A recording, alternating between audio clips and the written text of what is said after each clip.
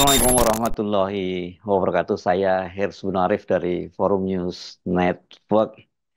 Pengurus Besar Nahdlatul Ulama Indonesia akhirnya buka suara dan membela diri terhadap keputusan mereka untuk menerima atau bahkan itu mengajukan konsesi tambang yang dijanjikan oleh pemerintah. Soal ini kan banyak sekali mendapat kecaman, tidak hanya berasal dari kalangan eksternal, tapi juga kalangan internal dari Nahdlatul Ulama.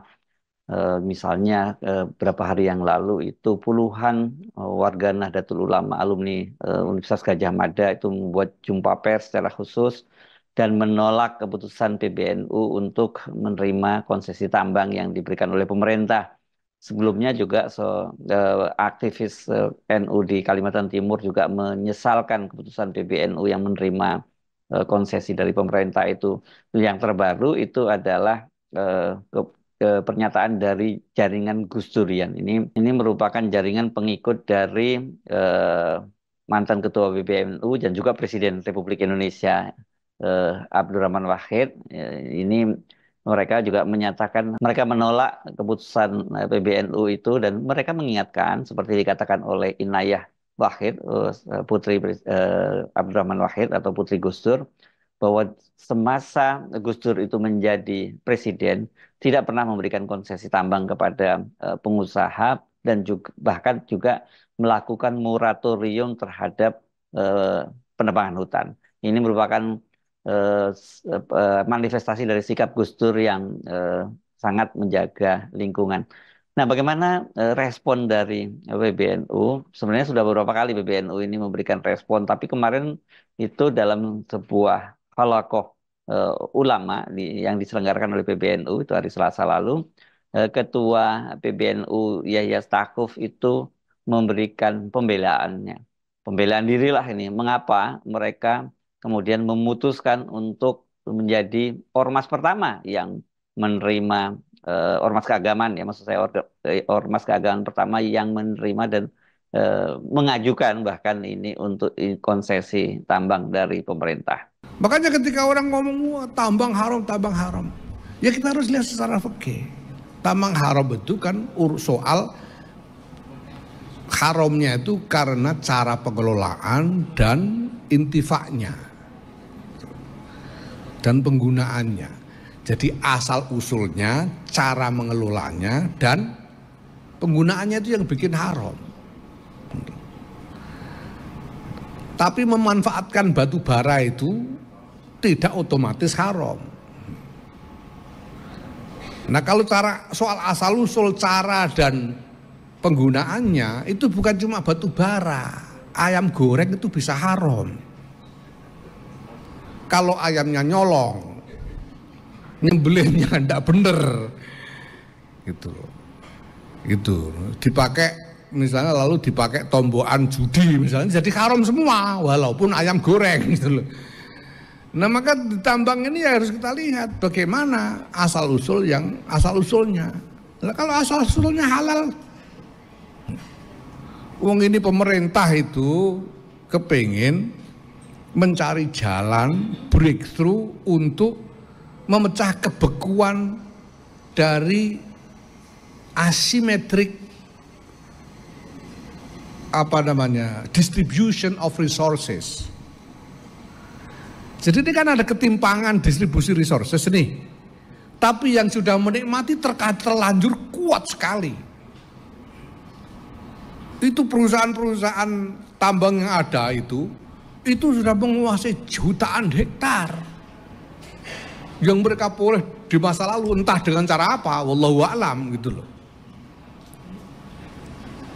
Gitu loh. Nah itu terus gimana caranya supaya ada distribusi yang lebih adil? Nah di sini pemerintahan Pak Jokowi lalu cari akal. Mereka dikasih deadline, harus bisa menggarap lahan yang menjadi haknya sebagai izin, yang izinnya sudah dia dapat sampai batas waktu tertentu. Kalau tidak memenuhi target, maka lahan yang sudah dikasih izin itu akan dipotong. Itu namanya relinquish. Dan akhirnya dipotong beneran. nggak tercapai dipotong beneran. Lahan yang tadinya dikuasai oleh pengusaha-pengusaha dipotong. Lah sesudah dipotong mau dikasih siapa? Kalau dilelang lagi, ya jatuh ke tangan pengusaha-pengusaha itu lagi, gimana sih? Tidak terjadi redistribusi. Terus dikasih siapa? Kalau dikasih cuma sembarangan juga jadi masalah. Maka dijadikanlah apa namanya? Kalau orang Jawa itu ya, ormas-ormas agamanya dipakake gitu loh. Itu artinya dijadikan sasaran. Tapi ya sasaran masuk akal karena kalau ormas pasti dia pakai untuk urusan agamanya dan sampai kepada umatnya. Gitu pikirannya itu. Kalau diserang ya biar nyerang ormas agamanya, jangan nyerang pemerintah, kan gitu maksudnya. Gitu. Maksudnya kan begitu. Nah apa? Nah kemudian ditawarkan, kalau ormas mau silakan ambil, silakan mengajukan permohonan. Ya, barang sudah ditawarkan begini masa nggak mau? Sampean ditawani gedok aja mau, ditawani tambah. Ya, kita maulah, kita ajukan Kenapa? Karena kita butuh. Kita jelas butuh, ini desperate ini ya, orang ini udah melarat berapa lama ini sampai imajinasi kaya aja nggak punya.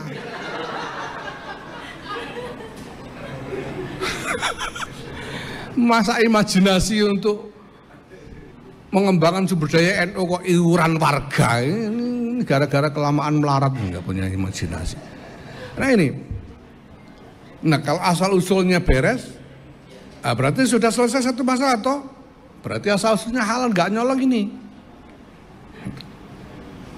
Nah kemudian masalah berikutnya gimana cara mengelolanya supaya tidak haram, kan gitu. Ya kita atur nanti supaya kita kelola dengan cara yang tidak haram. Apakah kita punya kapasitas, punya kemampuan profesional untuk itu? Ini kalau ada yang ngomong begitu itu saya sebetulnya ya orang NU itu kalau melaratnya lama ya iya gitu ya. Tapi kalau pinternya kan ya pinter. Ini bukan orang goblok-goblok ini. Kita sudah punya kapasitas profesional untuk itu. Tidak percaya nanti lihat, masa kita belum jalankan udah dibilang nggak profesional gimana? Nah lihat aja nanti. Ini menarik ya apa yang disampaikan oleh Yaya Stakuf tadi. Dia menyatakan bahwa ya kalau diberi getuk diberi gitu aja diterima, apalagi diberi tambang begitu ya, dan alasannya mereka sudah terlalu lama melarat. Saya kira nanti ini bagaimanapun akan mengundang kontroversi baru, tetapi kelihatannya PBNU sejak awal sudah tegas dengan pilihannya itu ya.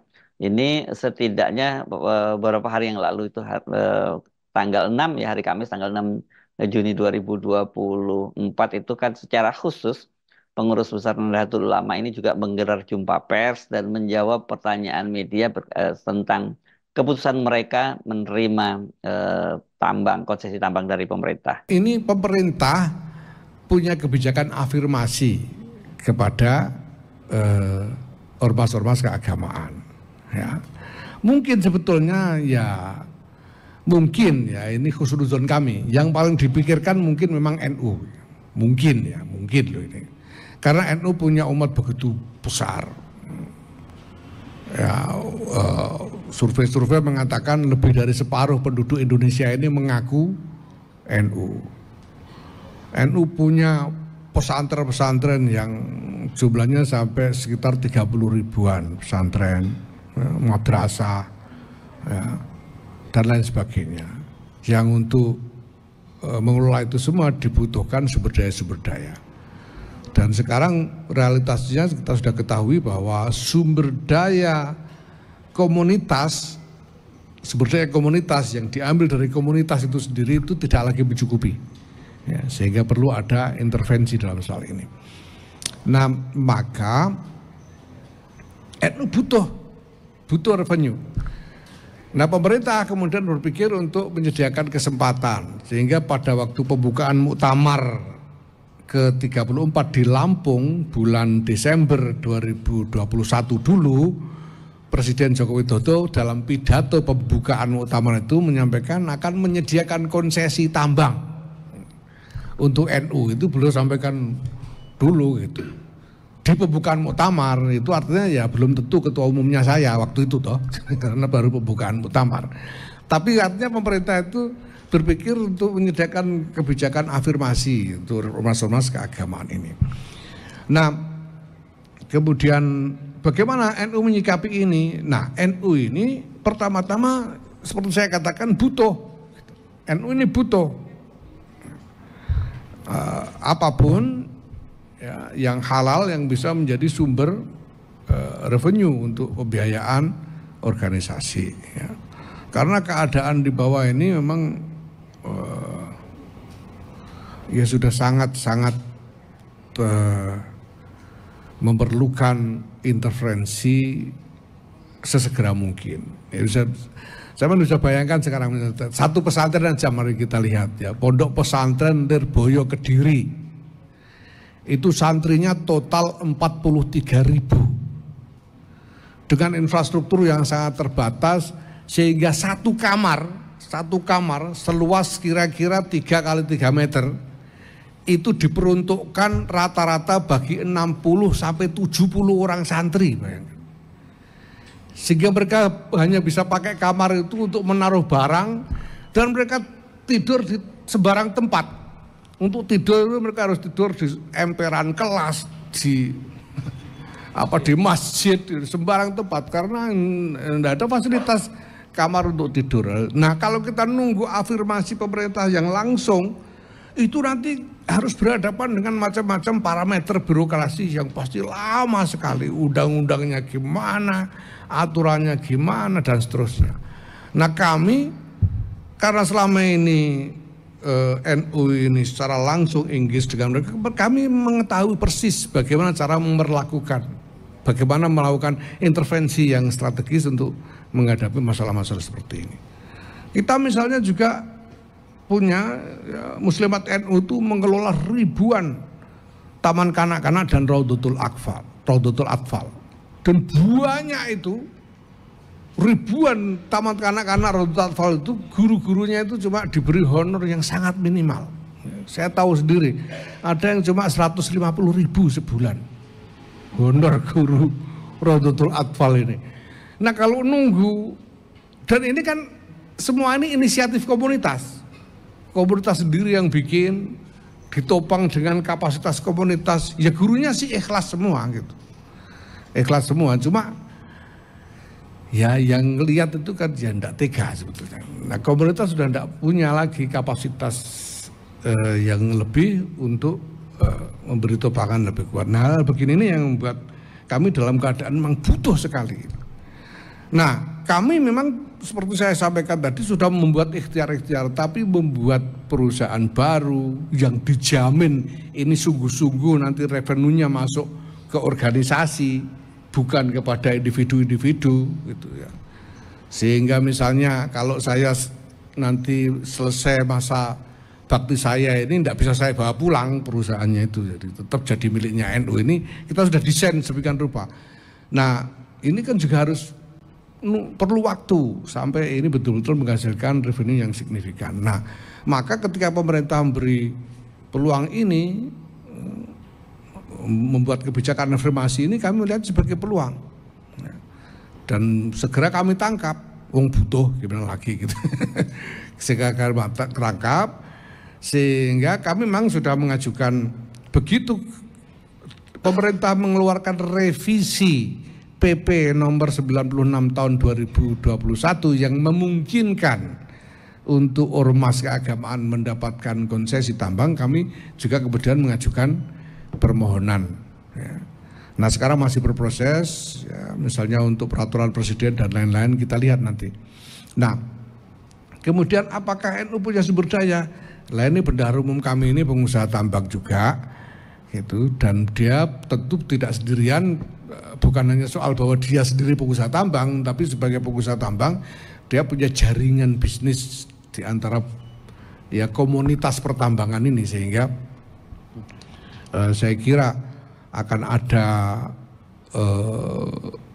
apa ruang yang memadai bagi NU untuk membangun kapasitas usaha pertambangan ini.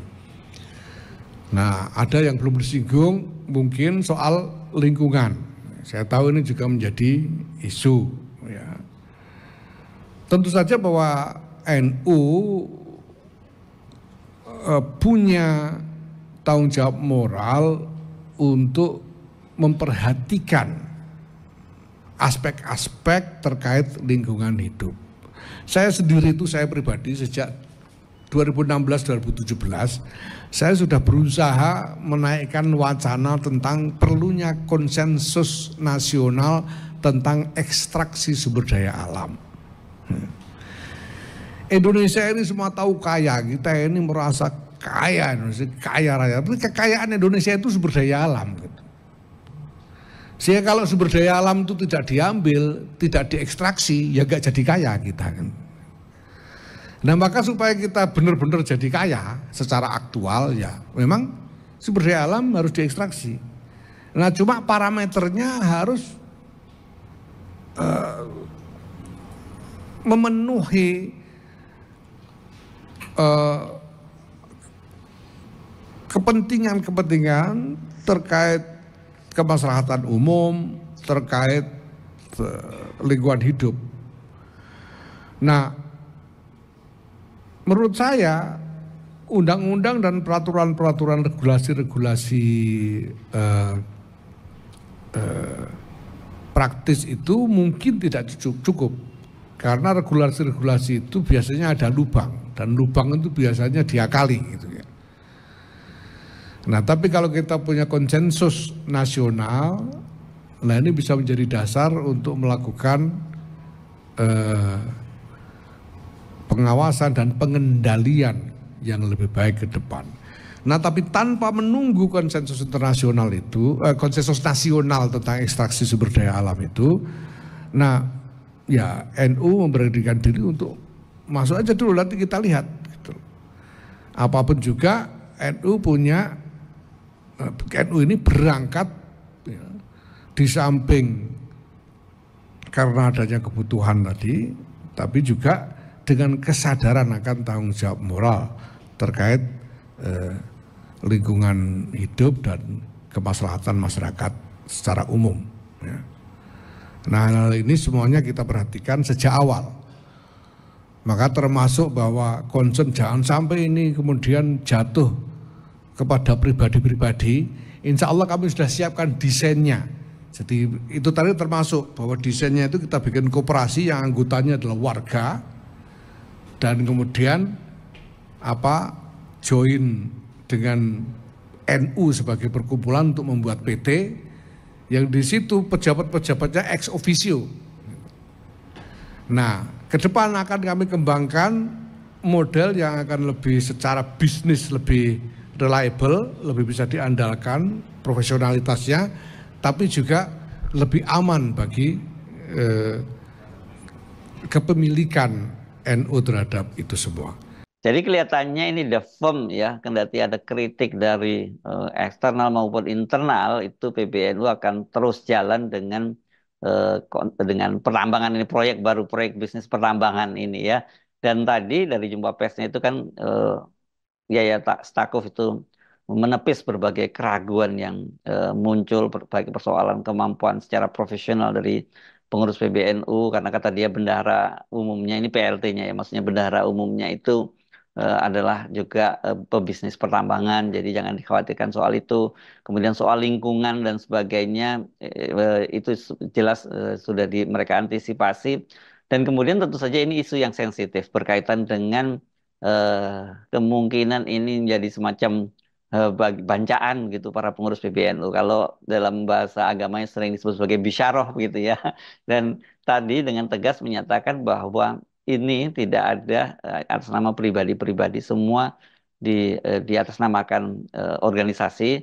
Dan kalau toh ada nama-nama pengurus besar Nahdlatul Ulama itu nanti dalam kepengurusan perusahaan itu ex officio. Jadi karena konsekuensi dari jabatannya, artinya nanti kalau misalnya seperti katakanlah ya Stakuf tidak lagi jadi pengurus besar Nahdlatul Ulama, itu ya dia tidak berhak lagi apa mengatasnamakan atau namanya ada dalam eh, bisnis tambang NU ini. Ini saya kira memang meskipun NU akan terus jalan dan dengan tadi dasar-dasarnya bahkan sampai kaidah fikihnya dijelaskan akan tetap menjadi kontroversi. Ini bukan persoalan tambangnya sendiri atau bukan yang tadi disebut bahwa kalau tadi secara fikih katanya itu haram halalnya itu kan sebenarnya sudah cukup jelas begitu.